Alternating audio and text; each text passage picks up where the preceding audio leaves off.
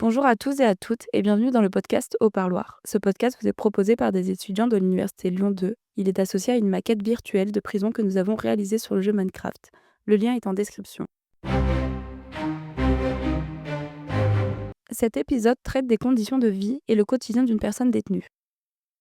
Corinne Rostin, sociologue. Je travaille donc sur les prisons depuis 1989. J'ai travaillé tout le temps sur à la fois des prisons d'hommes et des prisons de femmes. Ah alors, une cellule, laquelle? Parce que comme vous dites, alors par exemple, en maison d'arrêt, moi j'ai pu avoir des cellules complètement, vides. Pas de rideaux aux fenêtres, donc des grilles, alors fermées, hein, il y a des donc déjà, c'est pas du tout les prisons américaines. Ça, je crois que j'insiste là-dessus.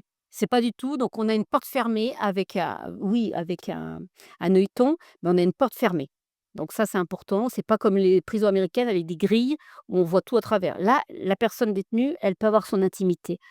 Alors si je prends Corba, je vais prendre parce que mais je pourrais en prendre d'autres, hein, mais c'est quand même donc quand on rentre, on a à gauche, on a donc, une petite cabine comme dans les cabines de bateau, une cabine donc, avec douche et toilette, et puis avec, un petit évier et puis après on rentre, il y a le lit souvent dans l'alignement, il y a un placard, qu'est-ce qu'on a? Un petit bureau, une chaise. Bon après, il y a des cellules très encombrées avec plein de vêtements, la télé, des belles choses, je veux dire des couvre-lits puis d'autres qui ont les couvertures, réglementaires où c'est très vide. Je m'appelle Alexa Brugère et étudiante en 3 année de psychologie à l'école des psychologues praticiens à Lyon. Déjà le lieu, la maison d'arrêt de Chandeliers, c'est une maison j'ai pas la date exacte, mais qui existe depuis longtemps et tout. Elle est pas du tout rénovée. C'est-à-dire que là, les patients, nous disaient qu'ils avaient des punaises de lit, que c'était, insupportable pour eux. Ça faisait 3 fois qu'il y avait des personnes qui venaient pour, traiter ça, mais que ça marchait pas. Moi, quand j'ai fait mon stage, c'était, fin août, donc pendant l'été. Je sais que enfin, du coup, ils ont pas la clim, ils ont un ventilateur. Le ventilateur, ils peuvent le plier pour avoir un ventilateur, mais en fait, il y a l'air qui tourne, c'est de l'air chaud. Ils sont à 3 dans un 9 m², donc c'est insupportable et pareil, pour l'hiver, ils ont pas assez de chauffage ou genre, parfois il y a pas d'eau chaude et cetera, donc mine de rien, le lieu est pas propice à une bonne santé mentale et encore plus à Nîmes parce que c'est, une maison d'arrêt qui remonte à longtemps alors que Corba, pour le coup, j'y suis pas allée dans la maison d'arrêt et pour le coup, Corba, c'est une maison, d'arrêt qui est, refaite à neuf, donc qui est toute neuve, donc je pense que les conditions de vie doivent être mieux. Donc moi, c'est Karim Mokhtari. Je suis donc le directeur pour une association qui s'appelle Sans Mur. Je suis moi-même un ancien détenu, donc j'ai eu un moment de vie carcérale qui a duré assez longtemps. Mais les toilettes sont là et il y avait un petit muret qui ne vous cache pas complètement en fait. Donc c'est un muret. Donc vous êtes assis et en fait les gens vous voient partir de là. Et donc en fait vous faites vos besoins devant les gens. Ça, c'était, très dégradant, très déshumanisant et c'était aussi source de conflit dans la cellule parce que les gens, se retiennent au maximum, pour ne pas y aller, mais ouais, vous êtes forcés d'y aller à un moment donné. C'est source de conflit et à cause des bruits, des odeurs et cetera et de l'humiliation que ça représente. En établissement pour peine, on peut avoir des petits studios, super aménagés, avec des froufrous aux fenêtres, même dans des cellules masculines, hein. Il y a pas je parle pas là de cellules féminines, mais, où vraiment les tout est pensé. Moi, j'ai vu par exemple une personne qui me disait: «Pas vous demander d'enlever vos chaussures, mais au moins mettez des surchaussures», voilà, on va dire comme ça. Sous les pieds des chaises, il y avait des boules de tennis pour éviter de faire du bruit, pour pas salir, il y avait des petits tapis par terre, il y a vraiment des gens qui aménagent.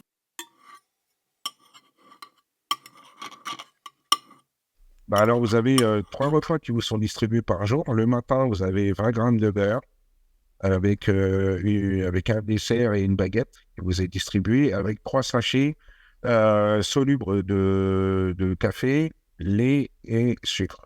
Voilà, vous avez ça dès le matin. Ensuite à midi, vous avez un chariot qui passe avec des plateaux repas. C'est pas des plateaux repas, hein, c'est des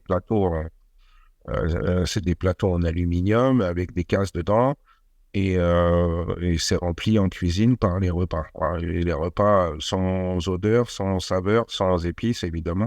Voilà, sinon c'est pas marrant. Donc souvent, on recuisine ce qu'ils nous donnent. Donc par exemple la viande, hop, on la lave à l'évier et puis on la recuisine avec une sauce à nous. Le poisson pareil, les légumes pareil pour leur donner une consistance, leur donner envie d'être mangé, en fait. C'est ça les repas et puis le soir pareil, pareil que le midi, quoi.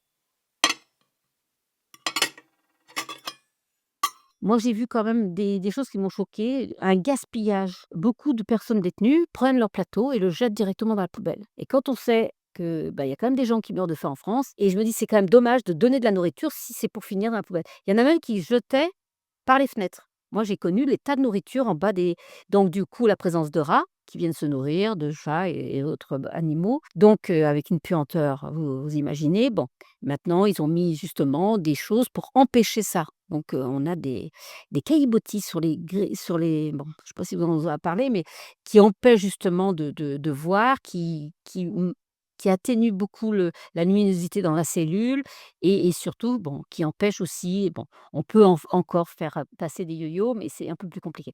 Et la nourriture est fondamentale et on le sait dans toutes les institutions totales. C'est-à-dire que, on a besoin c'est un moment important la nourriture.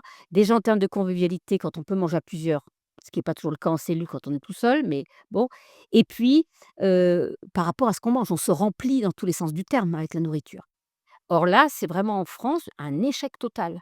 C'est-à-dire tant que les personnes ne participeront pas elles-mêmes à produire leur nourriture, comme elles l'entendent avec leur recette familiale, on va dire, là, on vous sert des steaks sans sauce, sans c'est pas toujours appétissant, voilà, c'est de la quantité industrielle et manger ça au quotidien, en plus, c'est pas très bon. Voilà, en plus en termes, voilà. Donc tout ça fait que oui, on améliore, ils améliorent pour ceux qui peuvent cantiner. Tout le monde ne peut pas beaucoup cantiner, attention. Il y a des personnes en prison qui ont vraiment de gros moyens. Puis il y en a d'autres qui ont vraiment peu de moyens. Même le sel, ça coûte cher. J'exagère, mais à peine. Donc voilà, il y a de tout. Donc oui, la nourriture et franchement, dans beaucoup d'établissements, je pense à l'étranger où on peut manger, par exemple, collectivement ou dans un étage, on a une table collective et on mange, voilà, il y a plusieurs tables de 8 ou de 10 et on mange à la même table. Ça fait quand même des échanges entre personnes et on n'est pas dans l'atomisation des relations que j'ai évoquées tout à l'heure. On mange, donc on parle de la nourriture et on peut aussi préparer les repas en amont et les refaire chauffer collectivement et les améliorer collectivement. Ça change tout. Quoi, je trouve que là, en France, c'est un échec total et du gaspillage. Donc on peut cantiner, ça s'appelle comme ça, hein, et donc vous avez des bons qui vous sont distribués avec, toute une liste de denrées alimentaires. Donc vous avez des dons pour les produits frais, des dons pour les produits secs, des bons pour, l'épicerie, des bons pour le tabac et les boissons. Donc il faut savoir que vous remplissez un bon et vous aurez vos denrées la semaine prochaine. Donc il y a une semaine de battement et il faut qu'on ait l'argent sur notre compte. Parce que si tu n'as pas d'argent, tu n'as pas d'argent. C'est comme si quand tu vas à Leclerc, tu ouvres ton porte-monnaie, il n'y a rien dedans, bah, tu ne prends pas tes courses. Évidemment, les denrées alimentaires sont 15 à 30% plus chères qu'à l'extérieur. Sinon, c'est pas marrant. Alors, c'est pour ça que vous avez des gars qui se font livrer en drone de la viande, même des parents qui viennent avec des kebabs cachés sur eux. Enfin voilà. En fait, normalement, la peine, c'est juste la privation d'aller et de venir. C'est pas la privation de tout le reste.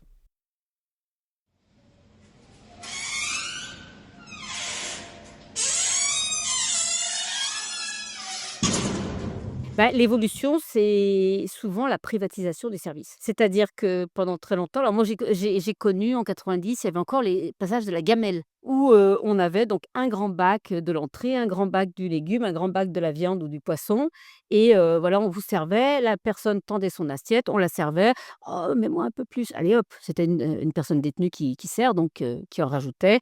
Voilà, c'était vraiment: «Ah ça j'aime pas, tu m'en mets pas», ça voilà. C'était vraiment voilà, c'était ce service-là.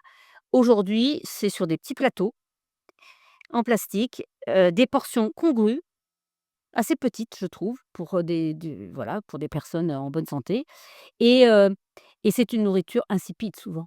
Donc pour les personnes détenues, ça leur convient absolument pas. Donc du coup, on améliore le quotidien avec de la cantine, donc on peut acheter des piments, on peut acheter, du gruyère, on peut acheter voilà, on améliore, on refait chauffer aussi, parce que souvent on a besoin de refaire chauffer parce que c'est froid quand ça arrive. Merci d'avoir écouté cet épisode. Il a été réalisé par Nesrine Bourrekba, Erwan Claire, Mathéo Bonin, Vincent Niébédé et Maxime Deminier. Retrouvez le lien de la maquette en description et les autres épisodes sur tous les réseaux sociaux d'Au Parloir ainsi que sur les plateformes de streaming. À bientôt!